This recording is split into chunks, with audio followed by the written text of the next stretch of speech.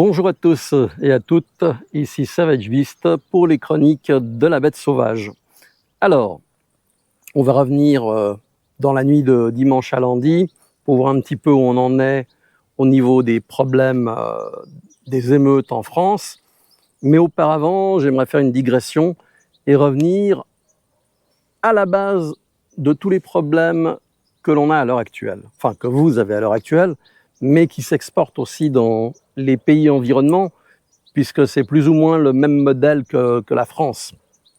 Il faut savoir qu'en 1976, la plupart d'entre vous n'étaient pas encore nés, et moi j'avais 9 ans, mais je me souviens parfaitement du président, à l'époque c'était Valéry Giscard d'Estaing, et de son premier ministre Jacques Chirac, qui ont mis en place une loi permettant le regroupement familial. Alors quelque part, sous de bons prétextes, on crée de mauvais résultats. Typiquement, c'est la fameuse phrase « l'enfer est pavé de bonnes intentions ». Alors qu'est-ce qui s'est produit avec cette loi? Ça a permis aux gens qui étaient sur place de faire venir leurs femmes, leurs enfants, et de vivre dans la France, de contribuer à ce beau pays. Puis il y a eu ce qu'on appelle la génération des deuxios, donc les enfants qui sont nés sur territoire français, qui sont devenus français, et maintenant on a les tertiaux. Or les tertiaux ne sont pas du tout adaptés à la France, de par leur comportement. Ils savent quasiment pas parler le français, ils savent pas le lire, leur vocabulaire est extrêmement limité, et ce qui se passe, c'est que pour eux, entre guillemets, le bled, c'est la solution. Sauf qu'ils ne savent pas parler l'arabe comme il faut, ils ne savent pas le lire, ils ne savent pas l'écrire. Et on arrive dans ce contexte de pauvreté culturelle. Or, c'était Abraham Lincoln qui avait dit si vous pensez que l'éducation coûte cher, essayez donc la non-éducation. Quelque chose d'approchant, j'ai plus la phrase exactement dans la tête, mais c'est bien ça. L'absence d'éducation, le fait que ces jeunes n'ont pas été cadrés par leurs parents, qu'ils ont rejeté tout ce qui venait de la France, qu'ils ont totalement idéalisé leur bled, a fait qu'on se retrouve dans une situation où ils sont inemployables, analphabètes, ont de mauvaises fréquentations. Pour la plupart, c'est lié à de la drogue. Enfin, vous connaissez tous les microcosmes liés à des minorités qui ne sont pas intégrées. Et là, on est vraiment dans ce genre de situation. Les parents, bien évidemment, c'est souvent des gens qui sont divorcés, dont le père ne fait pas son rôle de père. La mère, si elle doit travailler, elle ne peut pas s'occuper des enfants. Enfin, un bordel pas possible au niveau de la structure familiale, ce qui fait qu'on est arrivé à une société qui a été, comment dirais-je, stigmatisée.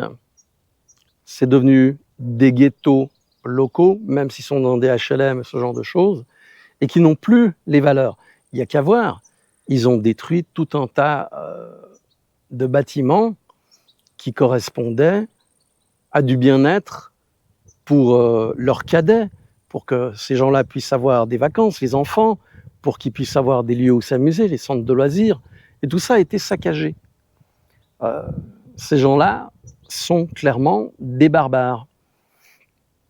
Il n'y a pas d'autre terme, ce sont des barbares. On ne les veut pas au bled, on ne les veut pas en France, on ne les veut pas en Suisse. Ils sont inadaptés, ils sont asociaux, et ils sont rejetés par tout le monde. Donc le seul moyen qu'ils ont d'exister, c'est de foutre du bordel. Et tous les prétextes sont bons pour déclencher ce que vous avez subi durant quelques jours.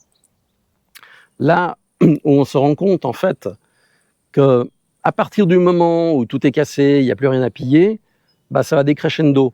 le fait de retirer de la rue les meneurs, etc., on en est à peu près à 3500 arrestations, si j'ai bien vu. Dans la nuit de dimanche à lundi, ça a baissé à environ 150 interpellations. Donc on est loin des 1300 qu'il y avait à un moment donné. Ça a chuté. Ça va probablement s'arrêter entre demain et après-demain. C'est même pas sûr que ce soir il y ait quelque chose. Donc on est vraiment dans un contexte de foutre le bordel parce qu'on ne sait rien faire d'autre. On est dans le paraître, alors que typiquement tous ceux qui sont croyants ou prétendus tels sont dans l'humilité, dans le respect des valeurs, dans l'intégration. Ceux-ci sont absolument à l'opposé. En Espagne, où je connais pas mal de musulmans et ceux que je fréquente, je leur dis mais pourquoi tu parles pas avec ces gens-là, ils viennent du même endroit que toi. Il me dit ouais, mais ce sont des gens qui sont pas fréquentables. Je dis mais ils vont pas à la mosquée. Il me dit non, ils vont pas à la mosquée. Donc ils sont rejetés. On a le même cadre de figure en Espagne. Et en Espagne, j'avais passé des extraits justement de la police catalane qui se faisait taper dessus à coups de chaise. C'est quelque chose de généralisé. Tu t'intègres pas, tu n'as pas les capacités, tu n'es bon à rien, et ça va durer toute une vie. Donc, on a un gros problème en Europe, et ça, c'est lié aux politiques. Alors, quelles sont les solutions? Pour l'instant, j'y ai pas réfléchi, il y en a certainement, mais il faut déjà voir, je pense qu'il faut une réponse beaucoup plus poussée au niveau de la police, ne pas discuter, puisque ces jeunes-là n'ont pas eu l'éducation qui a permis de poser des limites. Ils ont une éducation de type ce qu'ils voient sur Internet, de jeux vidéo, de violence, de crânerie, de manque de respect, puisque derrière, il n'y a pas de conséquences. Or, comme je le disais, dans la nature, les conséquences sont immédiates. Immédiates. Action égale réaction. Là, non. Ils font le bordel. Il y a une tapette sur les doigts, et puis le dossier est clos. Et on a 15 tapettes sur les doigts, voire 20 pour certains. Et on arrive à la situation qui s'est produite, où effectivement, 2 familles sont détruites. Plus tout le reste de ce qui s'est produit durant les émeutes. Donc voilà. Pour ceux qui ont suivi mes conseils, mes avis, de vous organiser en groupe de voisins pour défendre votre territoire, votre quartier, vos magasins, vos commerçants, eh bien, ça serait intéressant que j'ai en retour. Et si vous êtes intéressé, on pourrait faire une interview via Skype. Votre anonymat est garanti. Je sais que j'ai eu des emails où les gens m'ont effectivement dit qu'ils s'étaient regroupés pour faire face à ce genre de situation et que ça a marché. Donc, n'hésitez pas à me contacter en privé, soit en email via Facebook, enfin non pas Facebook, je l'utilise plus, pardon, via YouTube, dans À propos, vous pouvez avoir mon adresse email, ou sur le Patreon, vous pouvez m'envoyer un message, et puis on s'organisera. Je pense que ça peut être très intéressant d'avoir votre vision des choses et la manière dont vous avez géré face aux émeutiers. Voilà, donc merci à tous, et je vous dis à très bientôt. N'oubliez pas, soyez prêts face à l'imprévu, et prenez soin de vous et des vôtres. Ciao.